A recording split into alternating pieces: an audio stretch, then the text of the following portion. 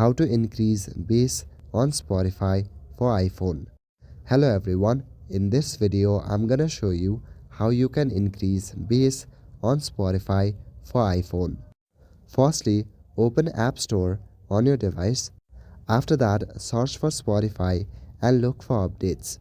If there are updates available, click on the update option to update your app. If not, then go back to your home page. From your home page, navigate to the Spotify app and open it on your device. Now here, click on the profile icon at the top left corner. From this slide, go to Settings and Privacy. In your Settings and Privacy, look for the option Playback and click on it. Inside Playback, you will see various options like this. Scroll down and click on Equalizer.